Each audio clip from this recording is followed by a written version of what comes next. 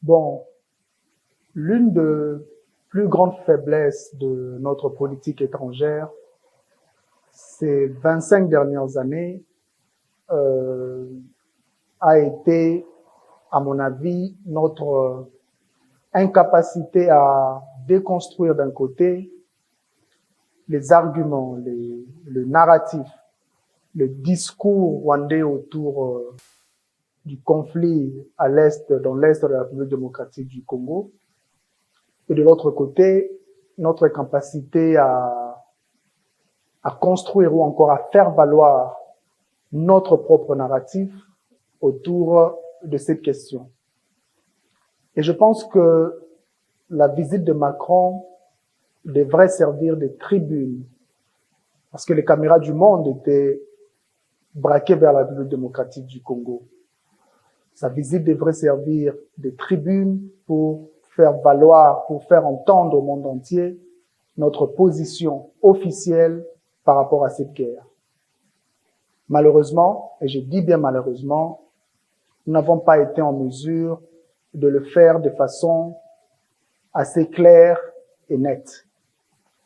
Déjà d'entrée de jeu, lorsque la première question a été posée au président de la République sur l'état des relations entre la République démocratique du Congo et la France, le président de la République n'a pas saisi cette opportunité pour rappeler au monde entier que la France est l'un des acteurs majeurs, si pas l'acteur principal qui a joué le plus grand rôle dans ce qui se passe à l'est de la République démocratique du Congo. Et vous savez, dire cela n'allait pas être diplomatiquement incorrect, parce que les recherches, les rapports de presque tous les organismes internationaux attestent que la France a joué un très grand rôle dans ces conflits. Il était tout simplement question pour notre président de la République de dire au monde entier et au président français que les relations entre la France et la République démocratique du Congo n'étaient pas au beau fixe. Malheureusement, le président de la République a dit le contraire. Et moi, ça m'a personnellement choqué parce que, avant l'arrivée de Macron, les jeunes de la République démocratique du Congo qui, désormais, dans un élan de grande solidarité, tiennent à ce que ces conflits puissent prendre fin. Ils ont bradé leur peur pour aller écrire sur le mur de l'ambassade de France, ce qui a même fait que Macron, ou encore l'équipe présidentielle de Macron, a décidé en dernière minute de changer l'heure d'arrivée de Macron en République démocratique du Congo. Donc c'était l'occasion pour le président de la République de lui dire que nos relations ne sont pas normales, mais il y a possibilité de repartir sur de bons termes. Parce que pour qu'il y ait normalisation des relations, il faut qu'il y ait réparation. Et pour qu'il y ait réparation, il est important que les acteurs impliqués, notamment les États, puissent s'attaquer aux causes profondes du conflit. Notre président, malheureusement, du point de vue des relations internationales, a parlé comme Félix Tshisekedi, comme l'individu Félix Tshisekedi. On a par contre constaté que Emmanuel Macron parlait au nom de la France. Il parlait comme un chef d'État qui représentait tout un pays. Ce sont des détails qui comptent en diplomatie. Ce sont des détails qui sont importants en diplomatie. C'est vrai que aujourd'hui, les critiques dans l'opinion publique vont dans tous les sens. Il y a des gens qui pensent que l'attitude du président de la République était correcte. Il y a de ceux-là qui pensent que l'attitude de Macron n'était pas correcte, qu'il n'aurait pas dû tenir des propos qu'il a eu à tenir pendant son séjour en République démocratique du Congo. Mais moi, j'ai une opinion différente. Je pense que il est toujours préférable d'écouter l'ennemi qui vous dit des vérités assez crues. Cet ennemi-là est préférable à l'ami qui vous raconte des mensonges.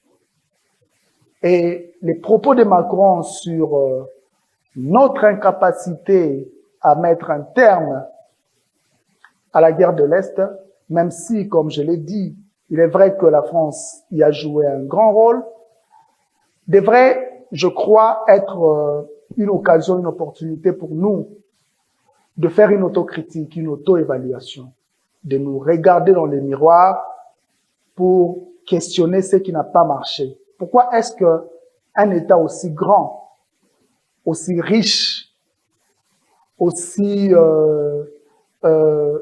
fort en termes numériques peut perdre face à un petit État comme le Rwanda? Ce sont des questions qu'on devrait nous poser nous-mêmes. Parce que ce que Macron a dit n'était en réalité pas une attaque contre le président de la République. Moi, j'ai considéré cela comme une attaque contre notre incapacité collective à trouver des solutions appropriées à cette guerre. Il est aussi question dans cette auto-évaluation, dans cette autocritique, de finalement adresser la question des identités en République démocratique du Congo. Parce que j'ai l'impression d'assister à un dialogue de sourds chaque fois que je suis le déroulement de ces conflits. Vous avez d'un côté le M23 qui, dans tous ses arguments, revient sur une seule chose. Il n'hésite pas de dire à toute l'opinion internationale que en République démocratique du Congo, on est en train de tuer les Tutsis. Notre gouvernement, malheureusement, les experts en relations internationales que nous avons au pays, les chercheurs en relations internationales n'abordent presque pas ces sujets. C'est un sujet important qu'il faut aborder. Il faut qu'on parle de cette question des identités. Est-ce qu'il existe réellement de Tutsis congolais? On doit répondre à cette question. Si cet outil-là existe, quelle est notre politique en faveur de cette communauté qui existe dans nos territoires? C'est aussi une question importante à laquelle il faut répondre parce que ce que Kagame fait, Kagame a en réalité créé une forme de zoo où il a placé une communauté à l'intérieur et tout ce que nous semblons dire autour de cette communauté est considéré comme une attaque. Donc il est important pour nous de développer des arguments, des narratifs solides sur notre position, notre version de l'histoire par rapport aux identités et aux peuples qui habitent l'Est de la République démocratique du Congo. Ce que j'ai aussi constaté dans le point de presse, c'est l'impréparation, les manques d'arguments avancés et poussés. Et je pense que, c'est mon avis personnel, il y a deux façons de gagner une guerre. Il y a l'option militaire qui est la plus difficile parce que on sait comment engager une guerre, c'est souvent très difficile de la terminer.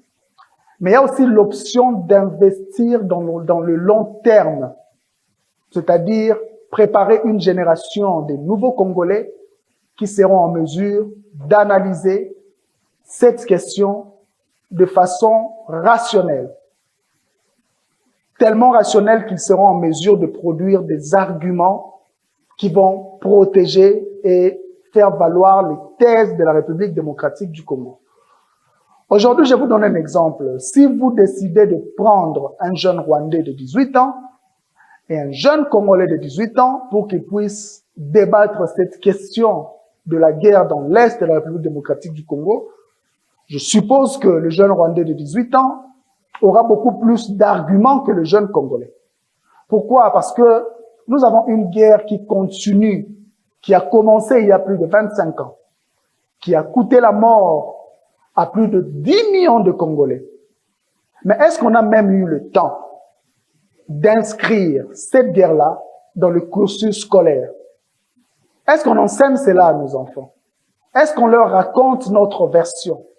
Est-ce qu'on les prépare à comprendre que tous nos compatriotes qu'on a perdus à l'Est, tout ce que nous avons vécu à l'Est de la République démocratique du Congo, est un drame qui non seulement doit s'arrêter, mais aussi ne doit plus jamais se répéter.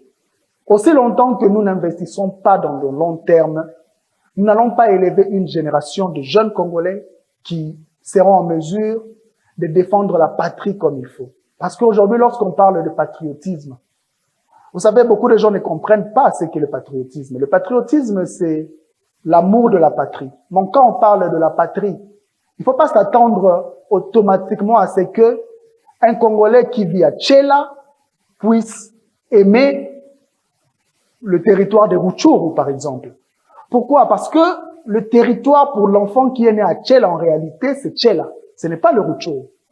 C'est à l'État de lui faire comprendre que il n'y a pas de différence entre Tchela et Rutshuru. Et cette formation-là passe par l'éducation. Ça passe par l'enseignement. Si nous n'arrivons pas à inscrire cette question dans le cursus, nous aurons du mal à nous défendre. Nous aurons du mal à développer ce sentiment de patriotisme qui peut nous permettre de défendre chaque centimètre carré de notre pays. Il y a une différence entre le soldat rwandais ou encore qui se réclame du M23, qui vient se battre en République démocratique du Congo, et un soldat congolais. La différence réside dans le fait que le soldat rwandais, on lui a appris depuis l'école primaire par Kagame que ils doivent se battre pour leur survie parce qu'ils ont connu un génocide. Mais est-ce que nos militaires ont la même motivation? Nos militaires n'ont pas la même motivation. Et lorsque le niveau de motivation ne sont pas les mêmes, il est tout à fait normal que malgré le nombre que l'on puisse connaître des problèmes sur terrain, comme nous sommes en train de l'expérimenter. Il est aussi important pour nous, parce que là je parle des recommandations, avant de revenir au point de presse. Il est aussi important pour nous, pour notre gouvernement, de comprendre que une guerre ne se gagne pas seulement avec les armes. Pour gagner une guerre, il faut donner aux militaires qui ont été formés pour défendre la patrie une raison supérieure de se battre.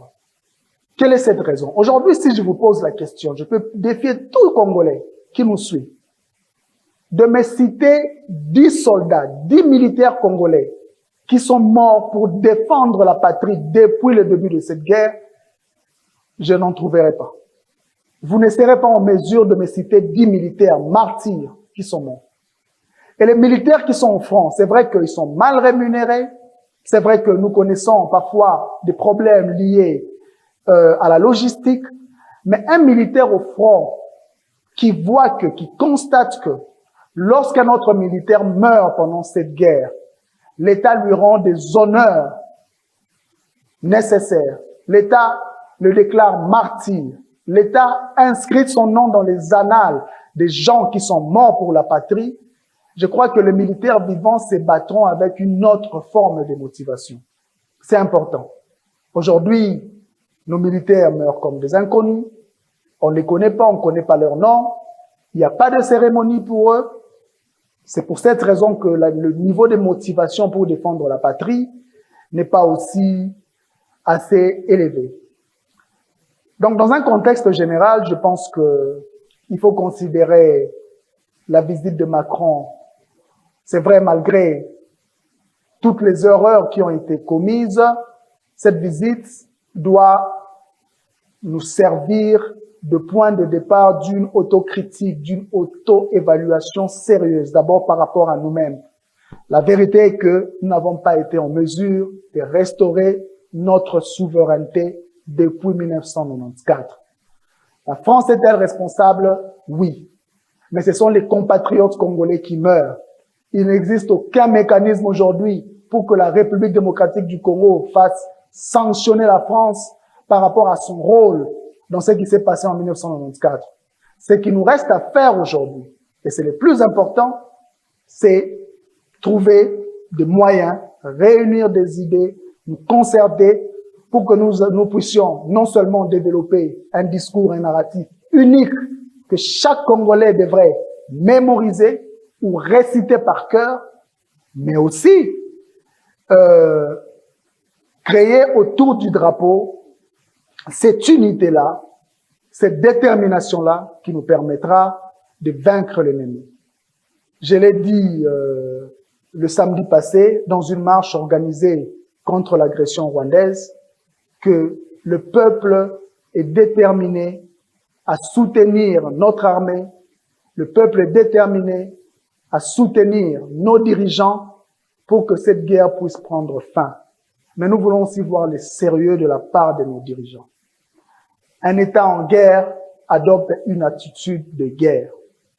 Je dénonce et je déplore malheureusement, je sais que le ministre de la Communication et Médias s'est excusé pour avoir conduit Macron à Bandal dans un bar pour lui offrir une bière, je sais qu'il a fait, mais je reviens sur ce sujet parce que c'est important. Un ministre de la Communication et Médias, dans un état de guerre, n'est pas différent d'un général. Il doit se comporter en tant que tel. Ce sont des erreurs qu'il faut éviter.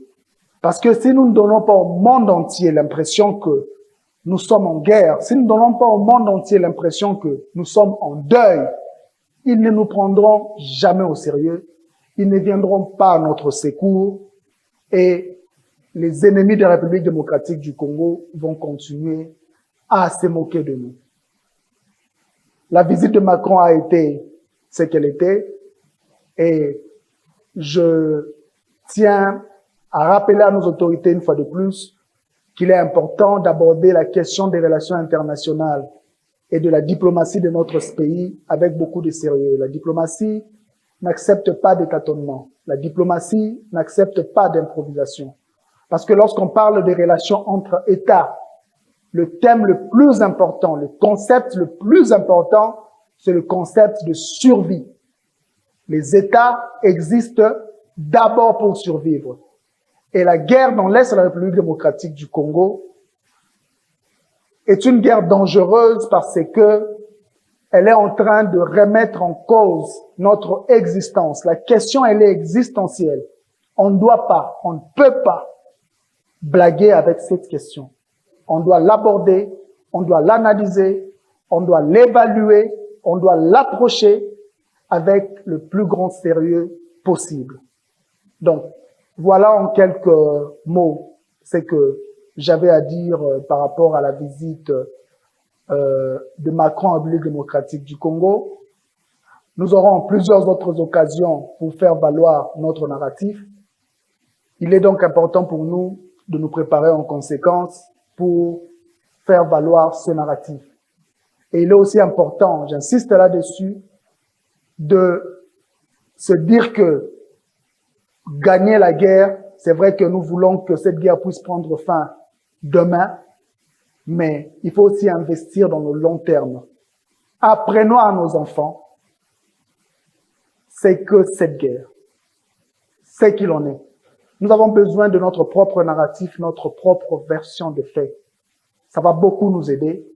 Et ces jeunes-là, lorsqu'ils décideront de rejoindre l'armée, ils auront une autre motivation que celle de nos militaires aujourd'hui au front, qui ne comprennent vraiment pas grand-chose de cette guerre. Voilà mon analyse par rapport à la visite et au point de presse Macron-Tshisekedi. Je vous remercie.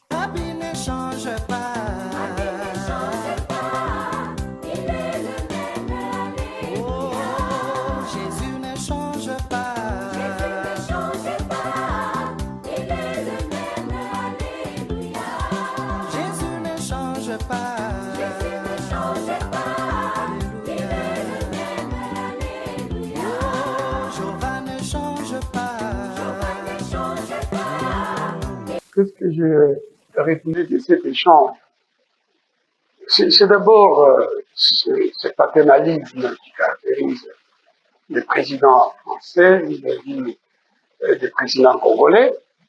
Déjà, je m'offusquais de ce comportement de François Hollande contre le président Kabila. J'avais toutes sortes de raisons de m'opposer à la gestion du pays selon Joseph.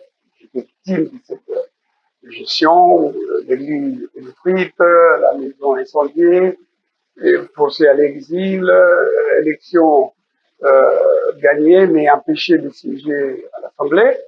Mais j'ai oublié tout ça à un moment donné, lorsque je me suis rendu compte qu'on s'attaquait, qu'on humiliait le président de la République. C'est-à-dire qu'on humiliait aussi, parce qu'on n'humiliait pas l'homme, mais la fonction présidentielle que l'on ne respecte pas. Et dans les cas d'espèce, quand M. Macron se permet de dire vous n'avez pas été capable de protéger, de rétablir, de restaurer votre souveraineté, etc., ben, il le dit non seulement à Antoine Tshisekedi, mais il le dit aussi de celui qui était au pouvoir en 1994, quand la France a imposé au Congo de recevoir plus d'un million de Rwandais, dont certains étaient en armes, et la France, à la tête, la communauté internationale a imposé des couloirs humanitaires avec l'opération turquoise, et par la suite, au temps de Laurent Kabila, on va imposer à celui-ci l'accord de Lusaka sur les fondements selon lesquels il y avait une insécurité qui menaçait le Rwanda, et cette insécurité avait son siège au Congo. C'est ça l'accord de Lusaka. Et on n'a pas voulu appeler cela l'agression. On a dit que le conflit a des causes internes et des causes externes. C'est pas vrai. Et donc, Macron a oublié que c'est la France qui est à l'origine de cette situation depuis 1994, parce que c'est lui qui s'est référé en 1994, mais c'est déjà avant qu'il ait assassiné Lumumba. Et pourquoi il a été assassiné? C'était parce qu'on ne lui voulait pas. La France est signataire donc, de cet accord, de cet acte général de Berlin, qui dit no power shall exercise sovereignty over the Congo. Aucun pouvoir n'exercera la souveraineté. Chaque nation aura la liberté de naviguer sur les bassins conventionnels du Congo, de faire le commerce, sans rien payer au Congo. Et Léopold n'était qu'un gardien des intérêts de toutes les nations. Et par la suite, quand Lumumba devient Premier ministre, c'est lui, dans les systèmes politiques installés dans la Belgique, c'est lui qui gouvernait. Le président de la République ne gouvernait pas. Le président de la République était élu par l'Assemblée, le Parlement dont Lumumba avait la majorité. Donc, il a été élu avec le soutien de Lumumba. Mais le Premier ministre avait tous les pouvoirs. Mais on l'a empêché d'exercer le pouvoir et on a tué. Ceux qui l'ont tué s'en sont vantés récemment. Et donc, M. Macron, qui par la suite aussi répond au président en alléguant que les journalistes français sont libres de critiquer, de faire toutes sortes de critiques. Mais ce même Macron a publiquement, au Liban, à l'issue de la conférence de fin de visite à Beyrouth, a carrément grondé le journaliste du Figaro, Georges Malbrino. Et voici ce qu'il dit à ce journaliste qui a, dans un article, affirmé que la France allait sanctionner les Libanais qui s'opposaient aux réformes ou qui s'opposeraient aux réformes. Mais M. Macron dit à ce journaliste, mais c'est irresponsable de votre part, irresponsable pour la France, irresponsable vis-à-vis des intéressés, et puis très grave d'un point de vue déontologique. Pourquoi? Parce que Macron était dans des tractations avec des politiciens libanais qui devaient former un gouvernement de mission. Et Macron estime que c'était délicat, c'était indélicat de le dire, c'était une question sensible. Mais aller évoquer l'accord à la africaine, mais c'était aussi indélicat vis-à-vis du président congolais. Et puis, il ose dire, voilà, il faut chercher, il faut pas chercher la cause de vos problèmes à l'extérieur. Mais enfin, le groupe des Nations Unies qui avait été institué pour établir,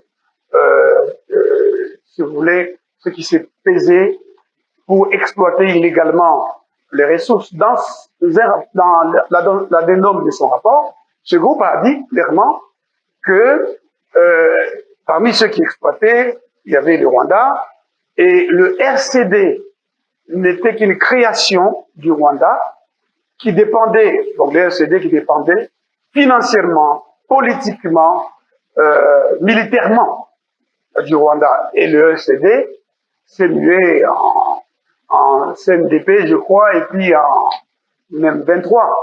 Et le M23, c'est le Rwanda qui agresse le Congo. Il a parlé de la guerre en Ukraine. Il est en train de soutenir l'Ukraine.